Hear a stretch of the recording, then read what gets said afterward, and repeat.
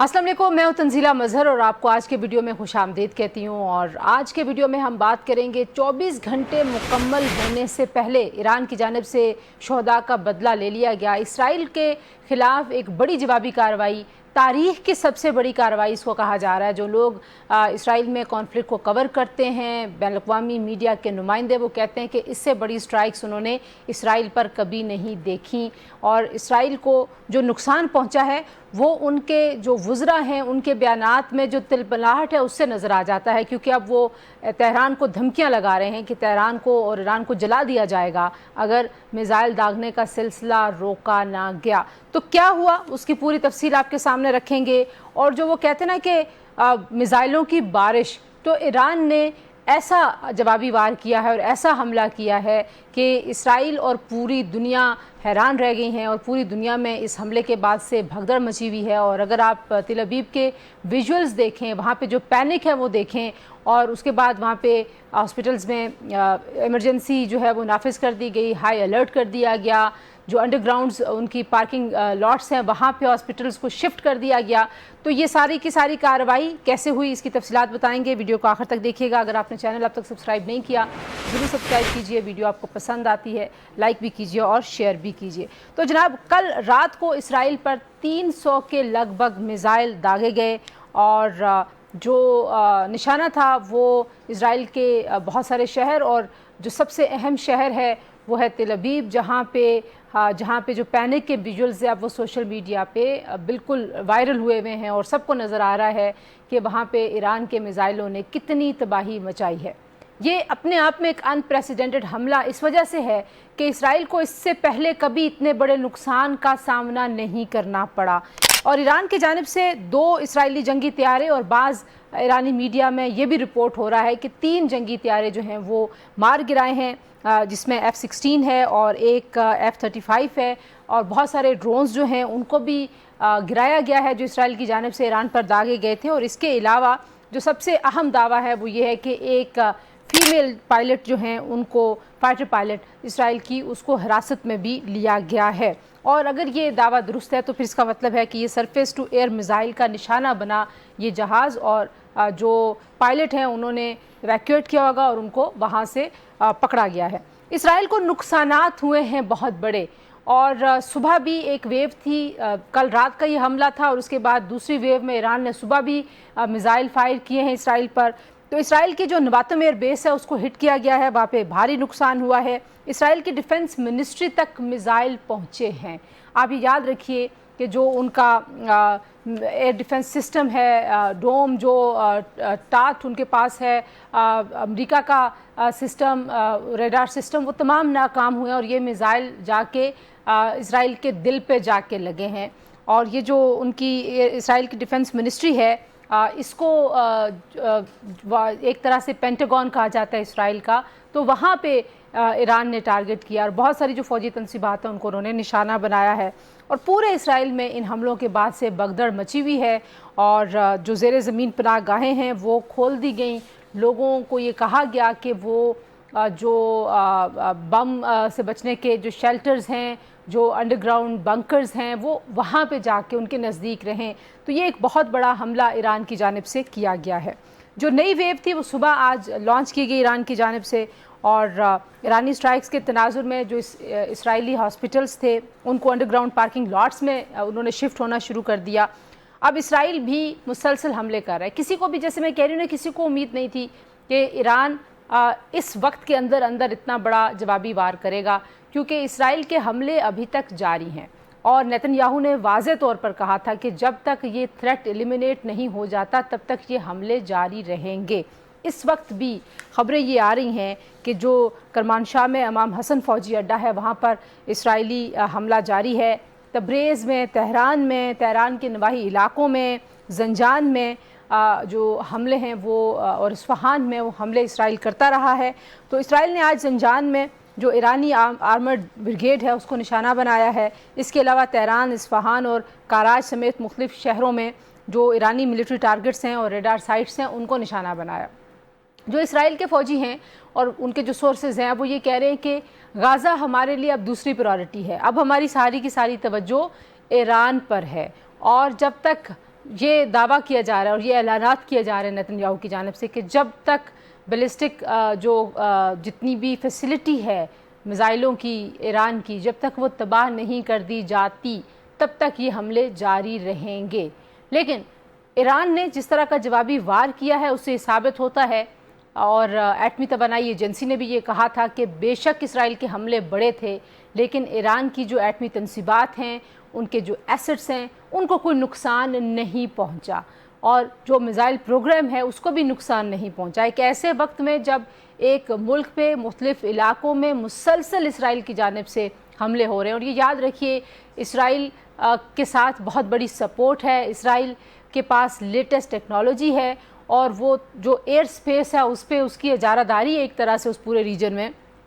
اور اس year space میں سے ایران کے میزائل اگر اسرائیل تک پہنچے ہیں تو یہ ایران کی بہت بڑی کامیابی ہے اور اسرائیل کی بہت بڑی ناکامی ہے. اب اسرائیل کی طرف سے جو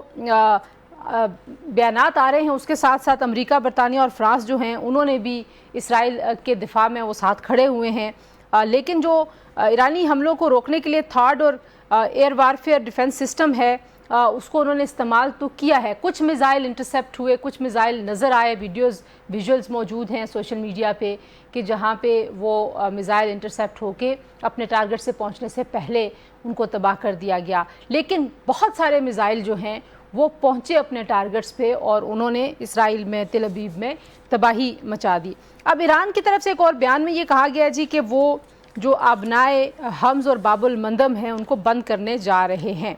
یہ دو بڑے بحری آپ کہہ لیجئے کہ رصد گاہیں ہیں. اگر میں باب الحرمز کی بات کروں تو وہاں سے آپ پوری دنیا کا جو تیل ہے اس کا 20% روزانہ یہاں سے گزرتا ہے. اگر یہ بند کر دیے جاتے ہیں، ایران کی جانب سے یہ بیانات آئے ہیں، اور اگر واقعی ایران یہ کارروائی کرے گا، ایران اس پر عمل درآمد کرے گا،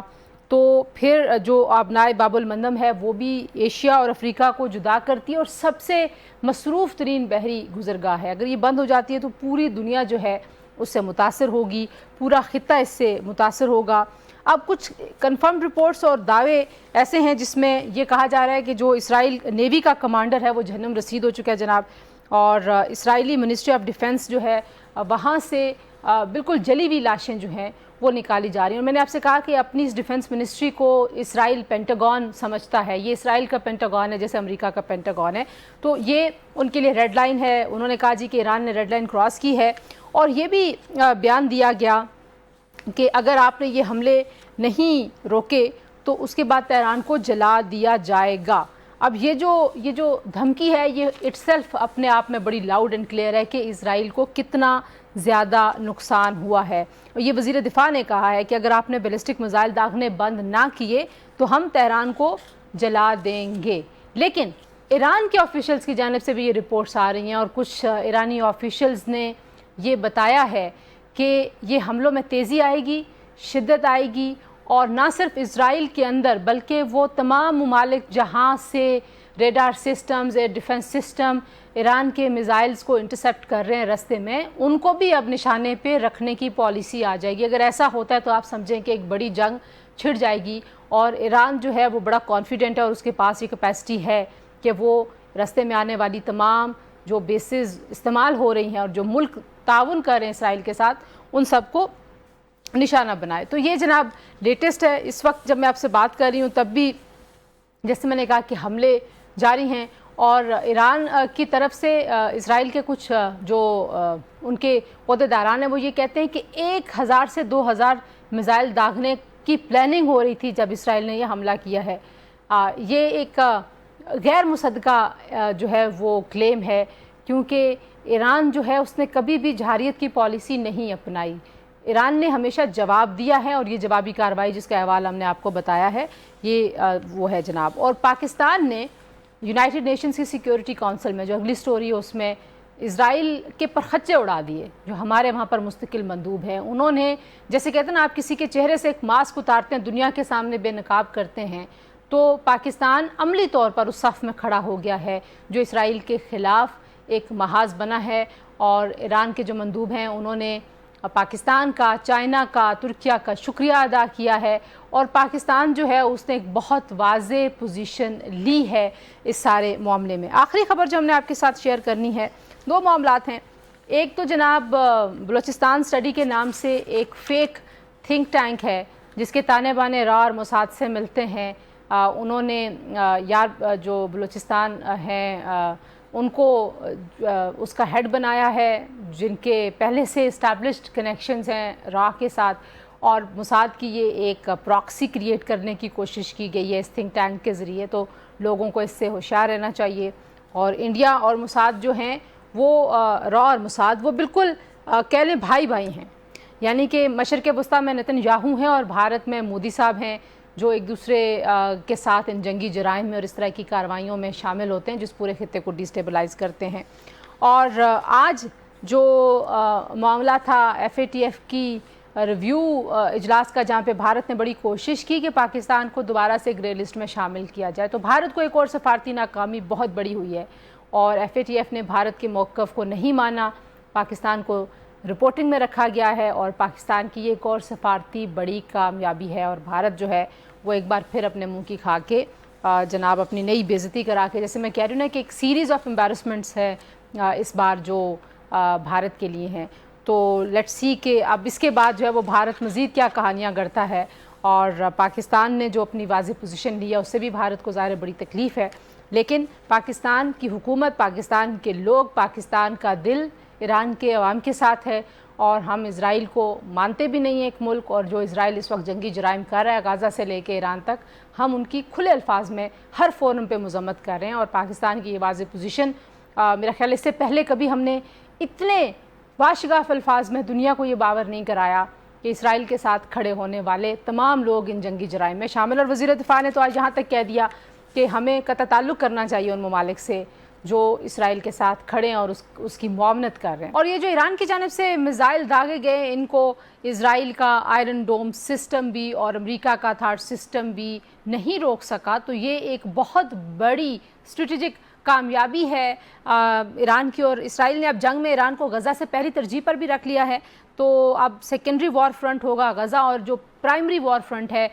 وہ ہے ایران، اور ایران کا جیسے میں نے آپ کو بتایا کہ تمام جو ایران کے پاس آپشنز ہیں، ایران بھی ان کو دیکھ رہا ہے، اور ایران